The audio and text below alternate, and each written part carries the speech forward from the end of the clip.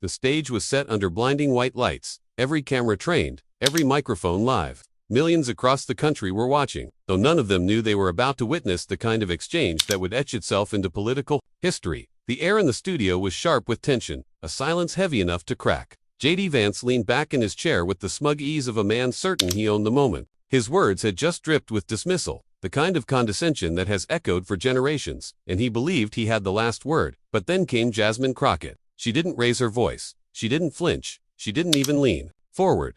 She simply let the moment hang. Her eyes locked on him with a calm so cutting it made the silence unbearable. And then, with a clarity that sliced through the noise, she delivered the line. The line that would ricochet across the internet within minutes, clipped and replayed, shared and memed, dissected and celebrated. "Senator," she said, each syllable deliberate, "you confuse arrogance with authority, and that's why. You keep mistaking volume for truth." The audience froze. A few gasps leaked out, sharp in the stillness. Vance's expression faltered. His lips pressed into a thin line as if he was trying to swallow the moment, to wrestle it back under control. But it was already gone. His confidence slipped like sand through open fingers. And what remained was a stunned, hollow glare that couldn't disguise the blow he had just taken. It wasn't merely a retort, it was a revelation. A mirror held up to a man who thought he could bulldoze through the debate by force of personality alone. Crockett had done more than interrupt him. She had exposed him, peeled back the layer of polish and power to show the arrogance underneath. On Twitter, hashtags were already sparking. In living rooms, families were leaning forward. In that studio, the silence after her words stretched long enough to make everyone realize they'd witnessed something bigger than politics. They had just seen a reversal, a rare moment when dignity disarmed swagger in real time. And yet, this was only the beginning. Because the story of how Jasmine Crockett arrived at this moment, and why JD Vance never saw it coming, is even more explosive. To understand why the silence after Jasmine Crockett's words carried such weight, you have to step back and look at the battlefield she and JD Vance were standing on. This wasn't just a TV studio. It was an arena carved out of America's deepest divides, a stage where the culture wars collided with the hunger for truth. Every camera lens wasn't just recording, it was magnifying the stakes of who we are as a nation. In recent years, debates have turned into performance art. Politicians come not to persuade, but to perform. To deliver a viral line that can be clipped and posted before the closing statements are even read. For many, it has become less about ideas and more about dominance. And in that world, JD Vance believed himself a master. He came armed with the same arsenal of smirks, interruptions, and sound bites that had carried him through the rise from outsider author to political insider. But Jasmine Crockett represented something that cut against the grain. She wasn't there to audition for a meme, though she would certainly create one. She wasn't playing to the arrogance of those who shout loudest. She was there as a voice for people who often feel silenced in the spaces where decisions are made. A daughter of the South, a lawyer who fought for clients who couldn't afford another defender, a woman who knew the taste of being underestimated. Crockett stood on that stage as a vessel of resilience. That's what made the clash. More than personal, it wasn't Crockett versus Vance. It was dignity against disdain. It was truth against the empty theatrics of power. Every person watching who had ever been talked over, dismissed, or mocked for daring to stand their ground felt that tension. In their bones, the moment was charged with more than politics. It was charged with identity itself. For immigrants who've been told their accents disqualify them. For black women who've been told their passion makes them angry. For working-class families dismissed as irrelevant. This exchange echoed like a stand-in for their own silenced rebuttals. Vance might have thought he was debating Crockett, but what he was really facing was the frustration of millions condensed into one voice. And America was ready for that kind of spark. Because the backdrop was exhaustion. Exhaustion with the noise, the spectacle, the way arrogance has been mistaken for leadership. People were tired of watching smug politicians dodge accountability with smirks and slogans. They were craving authenticity, the kind that doesn't need a script, that doesn't hide behind privilege, that cuts straight through with honesty. So, when Crockett delivered her clapback, it landed harder than just words on a stage. It became a rupture in the script Vance thought he was writing. The audience didn't just hear her, they felt her. And the stakes of that feeling were monumental. Because if dignity could triumph over swagger here, on live television, it suggested it could triumph anywhere. But what makes the story even more riveting is this: Jasmine Crockett didn't emerge in that moment by accident. She wasn't an overnight sensation who stumbled into the spotlight. Her voice had been tempered, her courage sharpened, her resilience built long before JD Vance ever sat across from her. And the story of how she got there explains exactly why. Her words carried the force of a movement. Before the silence of that studio, before Jasmine Crockett's words shattered JD Vance's smug composure, his story was already one of contradictions. To understand the weight of his downfall in that moment, you have to trace the rise that made it possible. a rise that began not in the marble halls of Washington but on the worn-out streets of Middletown. OIIO JD Vance first appeared in America's imagination as the unlikely truth-teller. His memoir, Hillbilly Elegy, was hailed as a raw, unflinching account of poverty, addiction, and the forgotten corners of working-class life. He positioned himself as a voice for the people who had been left behind, the bridge between rural America and the elite circles who claimed to speak for them. Overnight, the boy from Appalachia became a darling of publishers, journalists, and talk show hosts. But that was only the first chapter, because while his book told a story of grit and survival, his next moves revealed something more calculated. Vance wasn't content with being an author. He wanted power. And power, in the modern age, demands not just a platform, it demands allegiance. The same man who once criticized the ugliness of Trump-era politics soon bent himself into its most fervent supporter. What had begun as a tale of authenticity morphed into a campaign of ambition. That shift is what defines the villain archetype he embodies. Vance mastered the art of speaking with the accent of populism while moving in the corridors of privilege. He wore the clothes of the outsider, but behind closed doors, he dined with the insiders. He railed against elites, even as he became one. To many, he looked like a man who had sold not just a political stance, but his very soul. On the debate stage, that contradiction oozed through every gesture. His smirk carried the confidence of someone who believed he could not be touched. His dismissive tone toward Crockett wasn't new. It was the same tone he had used on journalists, on critics, on anyone who dared to question his contradictions. He relished interruption, leaned into arrogance, and mistook his rise as proof of inevitability.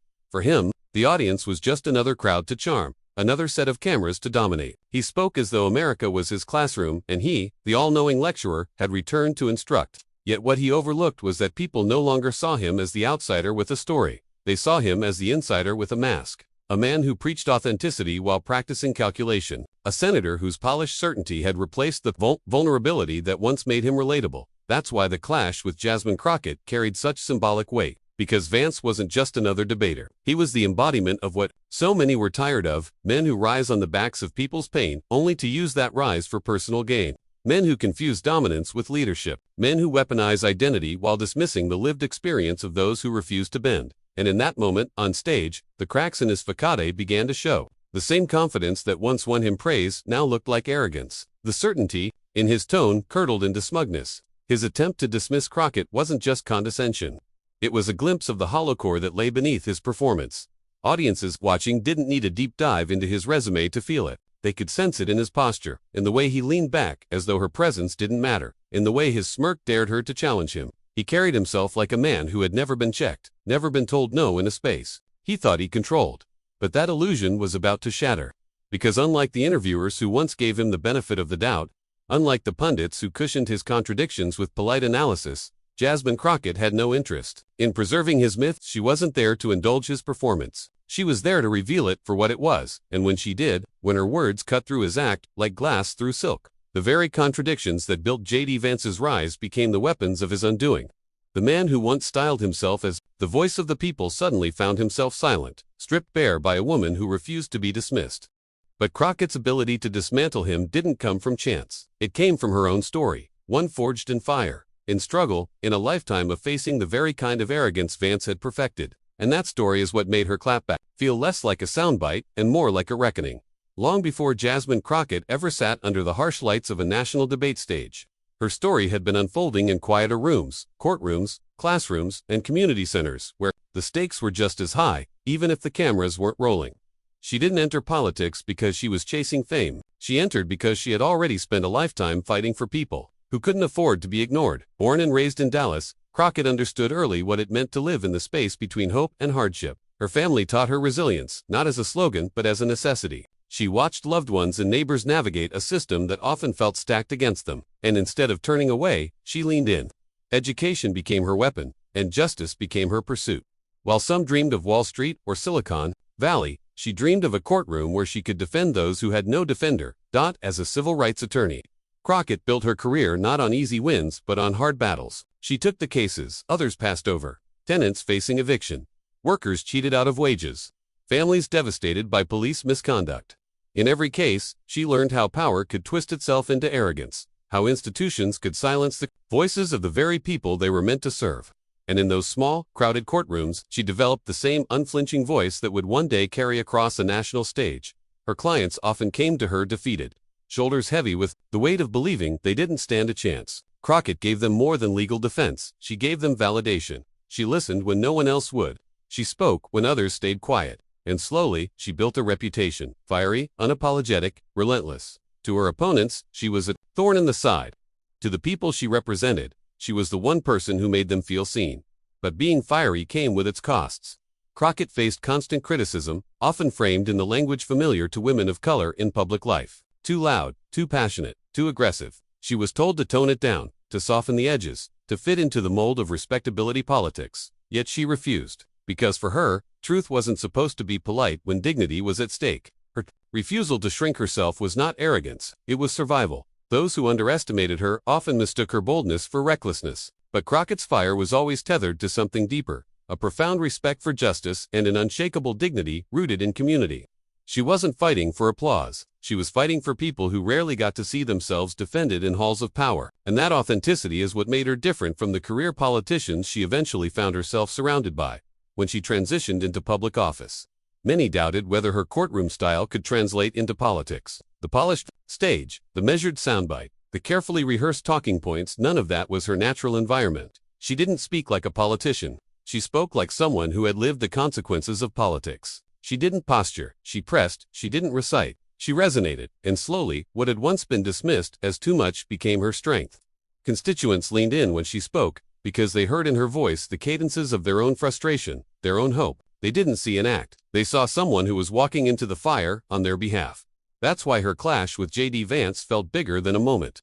Because when she sat across from him, she wasn't just Jasmine Crockett, politician. She was Jasmine Crockett, the attorney who had defended the voiceless. She was Jasmine Crockett, the woman who had been told to tone it down but refused. She was Jasmine Crockett, the daughter of a community that raised her to believe silence in the face of arrogance was complicity. Every scar, every late night in a courtroom, every headline dismissing her passion, every doubter who tried to box her and all of it sharpened her voice into the weapon it became on that stage. She wasn't intimidated by Vance's credentials or his smirk, because she had faced down far worse systems built to grind people into silence. Compared to that, one senator's arrogance was almost easy. And that is why, when the moment arrived, she didn't flinch, she didn't need to rehearse, she didn't need to posture. She simply spoke, and the weight of her journey carried every syllable. For the audience watching, most of whom had never heard the full story of her path, it felt like lightning out of a clear sky. But for those who knew her background, for those who had seen her work in courtrooms and communities, it wasn't lightning at all. It was the inevitable spark of a fire that had been building for years. And here lies the truth of the higher archetype. Heroes aren't made in the spotlight. They're made in the shadows, in the long battles no one applauds, in the choices that don't go viral but change lives anyway. Jasmine Crockett was forged in those spaces.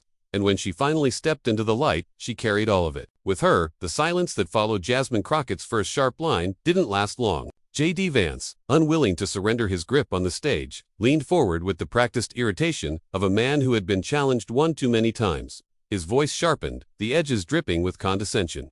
"Congresswoman," he sneered, "it's easy to throw around dramatic words. But the reality is, you don't understand how this country actually works." The audience stirred, a low hum of discomfort rippling through the room. It wasn't the words alone, it was the tone, the patronizing cadence that framed her as naive. As if her years in courtrooms and communities meant nothing next to his carefully curated authority. But Crockett didn't blink. She tilted her head slightly, the faintest smile forming as though she had heard this tune 1,000 times before. And in truth, she had. Every courtroom, every committee hearing, every debate against men who thought volume equaled victory had prepared her. For this moment, she let the pause hang just long enough to make Vance uncomfortable, then answered with precision. "Senator, I've lived the reality you like to theorize about. I don't need a lecture on how America works. I've defended the people your policies forget." The line drew murmurs of approval. Not loud applause, but the kind of hushed agreement that shifts the energy of a room. Vance's jaw tightened. He interrupted again, talking over her, trying to flood the space with sound. He gestured dismissively, chopping the air with his hand as though her words could be waved away. The moderators glanced at one another, sensing the storm building. They interjected, tried to move to the next topic, but neither candidate was letting go. Crockett.com, but unrelenting, pressed forward. Vance, visibly irritated, doubled down. "Your so-called solutions," he snapped, "are nothing but emotional grandstanding. People need leadership, not theatrics." That word, theatrics, landed like a challenge. It was the very insult often hurled at women of color in politics, the coded language of dismissal. The audience shifted again, some leaning forward, others crossing their arms. The tension was no longer beneath the surface. It was front and center. Crockett drew a breath, her composure unshaken. "If telling the truth feels theatrical to you, Senator," she replied, her voice steady as stone, "maybe it's because you've forgotten what honesty sounds like." Gasps a sharp inhale from the crowd. The moderators pressed their lips together, caught between the obligation to maintain order and the knowledge that they were witnessing something electric. Vance's smirk faltered. His interruptions grew sharper, less measured, as if the control he prided himself on was slipping through his fingers. He leaned in again, voice rising, no longer the calm lecturer, but the cornered debater. "You're out of your depth," he fired back. "This isn't a courtroom drama, this is the real world." That was the trigger. The insult, meant to diminish her, to reduce her presence to nothing more than performance, struck the audience like a slap.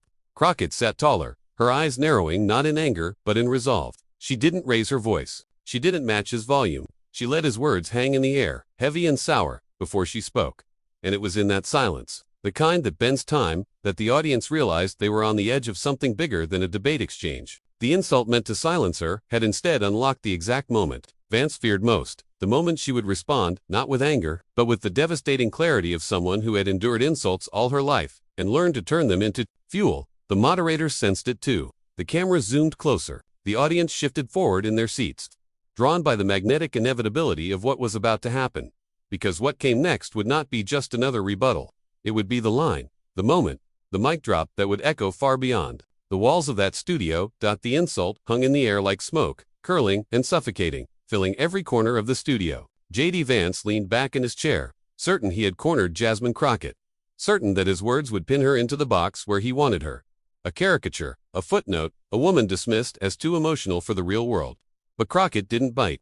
She didn't snap back with equal venom. Instead, she let the silence stretch, the kind of silence that doesn't come from hesitation but from control. The audience could feel it, the deliberate pause, the heavy inhale, the piercing calm. It was as if she had reached into the very tempo of the moment and slowed it down to her rhythm. Her eyes fixed on Vance, unblinking, steady. She wasn't looking at him like an opponent. She was looking at him like a mirror. And when she finally spoke, her words didn't rush. They dropped, one by one, each syllable hitting the table between them like a gavel. "Senator," she began, voice low, clear, resonant. "I've lived in the real world you're so eager to lecture me about. I've fought for families evicted from their homes. I've defended workers who were cheated by the very systems you protect. I've stood with mothers begging for justice for their sons, when the world told them their voices didn't matter. That's the real world. And while you've been performing power, I've been practicing truth." The crowd froze. No coughs, no shifting seats, no interruptions, just silence, stunned, electric, heavy with recognition. Crockett leaned in, slightly now, her voice gaining strength, not by volume, but by conviction. "You confuse arrogance with authority. You confuse dismissing people with leading them. You mistake shouting for substance. And you've convinced yourself that if you talk down to enough people, you'll never have to answer to them. But tonight, you do." Gasps rippled through the audience. The moderators, frozen in their seats, let her continue. It was no longer a debate. It was a dismantling. Vance's face betrayed the unraveling. His smirk strained, his eyes darted, his jaw clenched. He tried to interject, but the timing was gone. The control he once owned had evaporated, stolen by the precision of her words. And she wasn't finished. "Senator, you wrote a book about struggle. You built your brand on hardship. You told America you understood what it was to be silenced, to be overlooked, to feel forgotten. And then, when the cameras turned your way, you chose power over people. You became the very thing you claimed to stand against. You became another politician, dressing up ambition as empathy." The words landed like a hammer. The crowd audibly exhaled, as if they'd been holding their breath. A woman in the front row clutched her chest. The moderator shifted, unsure whether to intervene or simply bear witness. Crockett pressed forward, each phrase carrying the weight of not just her story, but the stories of millions. "I don't stand here because it's convenient. I stand here because it's necessary. Because there are people outside this studio who can't afford to have their lives turned into your performance. Because for them, politics isn't a game of who gets the loudest headline. It's rent, it's healthcare, it's justice, it's survival." For a moment, even Vance seemed to shrink under the gravity of what she was saying. His body leaned back, his arms crossed tightly, as though bracing against the impact. Crockett's voice softened now, but the softness was sharper than any shout. "You can try to belittle me, you can roll your eyes, you can call me theatrical, but I know the truth. And the truth is this: dignity will always outlast arrogance, every time. And if you think you can silence me or the millions of people I represent, you've already lost." The room erupted. Some clapped, some gasped, others sat in stunned silence, unsure whether applause was even appropriate for what had just unfolded. Cameras flashed. Social media feeds lit up instantly, with clips of her words, hashtags forming in real time, hashtag dignity over noise, hashtag Crockett clapback. Vance, for the first time in the evening, had no words. His mouth opened slightly, as if to respond, but nothing came. He stared at the table, then at the audience, then back at Crockett, who sat upright and, unshaken, her composure radiating. Commentators watching from afar began sending frantic texts. Producers scrambled to cut and replay the line. The moment was already bigger than the studio, bigger than the debate. It was becoming a cultural flashpoint. Because what Crockett had delivered wasn't just a clapback, it was a moral reckoning. She had taken the arrogance that had defined Vance's rise and stripped it bare. She had reframed the insult meant to silence her into proof of her strength. She had reminded everyone watching that the truest power doesn't come from volume, or from swagger, or from titles. It comes from standing firm in truth, even when the odds are stacked. And while the cameras captured every flicker of discomfort on Vance's face, what they couldn't capture was what millions of viewers were feeling in that moment. The validation of finally hearing someone articulate what they had felt for years. The exhaustion with arrogance. The hunger for authenticity. The hope that dignity could still win. The moderators eventually, awkwardly, tried to steer the debate back to policy questions, but the energy had shifted irreversibly. Nothing else said that night could match the weight of Crockett's words. The moment would be replayed, remixed, analyzed, and remembered. As the debate continued, Vance never quite recovered. His answers grew shorter, his tone sharper, his confidence fractured. He spoke, but fewer people were listening, because the story had already been written. The night he tried to silence Jasmine Crockett and ended up silenced himself. But here's the truth, what happened in that studio was only the beginning. The cameras caught the clapback, but what they didn't capture was what came after. The flood of reactions, the firestorm online. The way her words traveled far beyond the debate stage into living rooms, classrooms, and communities across the country. Because this wasn't just a viral moment, that the debate stage lights dimmed, but the world outside had already caught fire. Before Crockett even left the studio, her words had escaped into the wild, clipped, captioned, and posted across every platform with lightning speed. The first viral edit hit Twitter within minutes. A split-screen clip of JD Vance's smug dismissal on one side, Crockett's piercing gaze and line, "Dignity will always outlast arrogance" on the other. The caption reads simply, "Game over." It spread like gasoline meeting flame. Soon, hashtags were flooding timelines. Hashtag Crockett clapback. Hashtag dignity over noise. Hashtag mic drop moment. On TikTok, creators layered her voice over everything from slow-motion basketball dunks to cinematic movie scenes. Memes popped up overnight, Vance as a crumbling statue, Crockett as a tidal wave. Someone remixed her speech into a trap beat, and it racked up millions of plays in a matter of hours. But this wasn't just internet entertainment. Commentators across the political spectrum rushed to frame the moment. Progressive voices hailed it as a long overdue pushback against condescension in politics. One MSNBC host declared, "This wasn't just a clapback, this was a generational call-out." Even conservatives found themselves split. Some tried to dismiss it as performative, but others admitted, often reluctantly, that Vance had been outclassed. A Fox News commentator, usually critical of Crockett, sighed on air, "Look, whether you agree with her or not, that was a powerful moment." And JD looked rattled. Influencers jumped in too. Instagram stories lit up with celebrities quoting her lines in white text over black screens. A-list actors, athletes, and musicians posted the clip, praising her composure and her conviction. One pop star with 50 million followers tweeted, "THIS is how you speak truth to power. Jasmine Crockett equals icon." Even her political rivals couldn't ignore it. Some Democratic figures, who had quietly doubted her ability to command the national stage, suddenly found themselves retweeting her speech with applause emojis. Republicans who had mocked her in the past issued carefully worded statements, walking a tightrope between criticizing her politics and admitting her presence. It wasn't just pundits and celebrities, it was ordinary people. Hashtags gave way to stories. A teacher wrote, "I played Crockett's words for my students today." The room went silent. Then they clapped. A mother posted, "My daughter saw Jasmine Crockett tonight and said, 'She looks like me. She sounds like me.'" A factory worker recorded himself watching the clip on repeat, whispering, "She said what we've all been wanting to say." The moment had leaped off the screen and into the bloodstream of the culture. It was no longer just about a debate stage. It was about who gets to be heard, who gets dismissed, and who refuses to be silenced. Think pieces flooded the digital pages of The Atlantic, Politico, and Rolling Stone.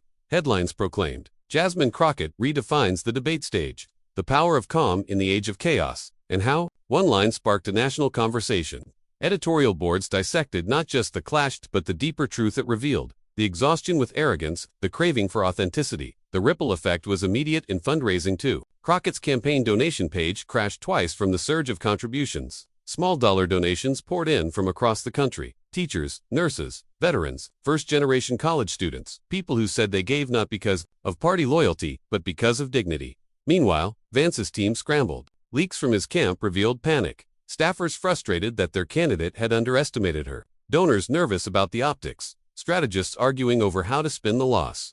They tried to push a narrative that Crockett had overreacted, but the public wasn't buying it. Every attempt to downplay her words only amplified them. By the end of the week, the numbers told the story. Crockett's clip had been viewed over 100 million times across platforms. Hashtags with her name trended for 6 straight days. Cable news panels replayed the moment like it was a championship highlight.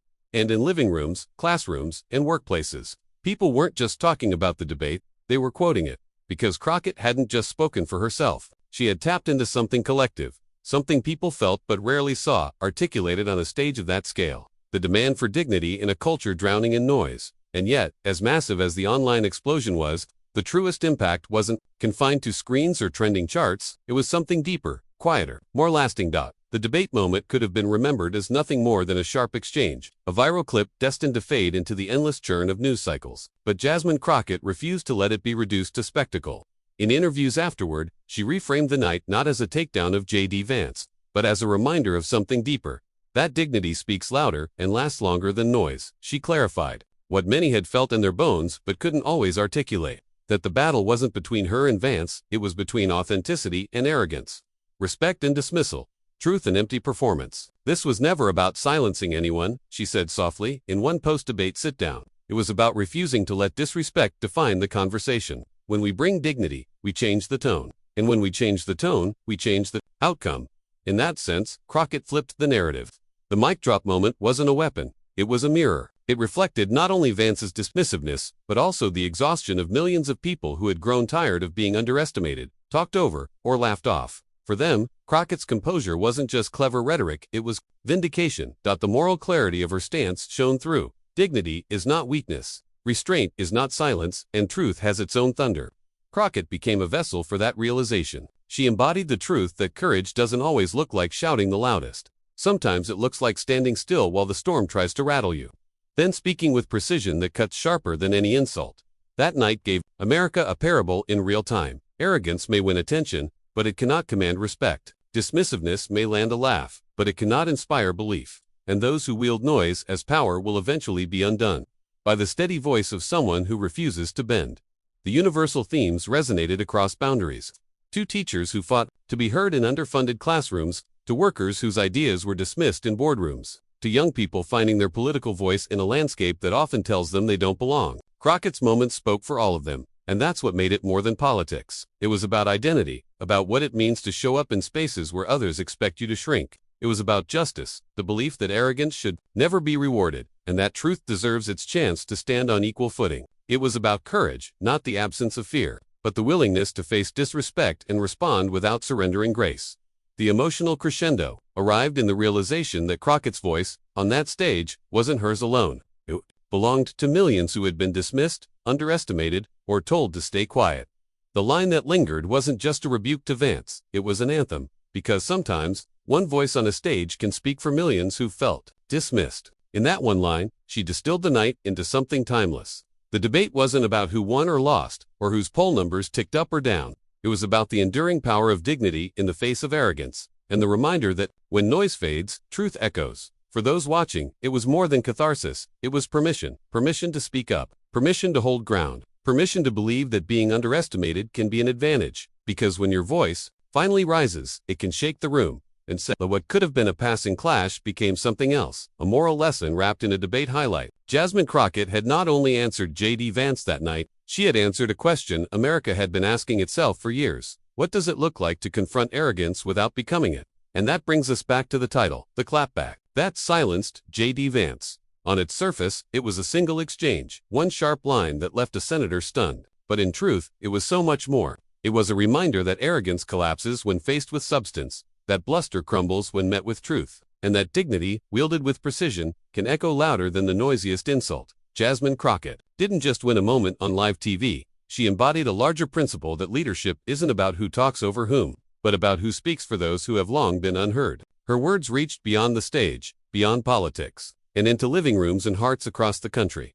This wasn't only about silencing JD Vance. It was about showing that when arrogance tries to dominate, clarity can cut through. That's why this moment trended, why it became a cultural flashpoint, not because it was viral, but because it was true. And here's where you come in. If you believe voices like Jasmine Crockett's deserve to be amplified, if you believe truth should never be drowned out by arrogance, then don't let this moment end here. Share this video. Subscribe to the channel. Add your voice to the conversation, because every time we choose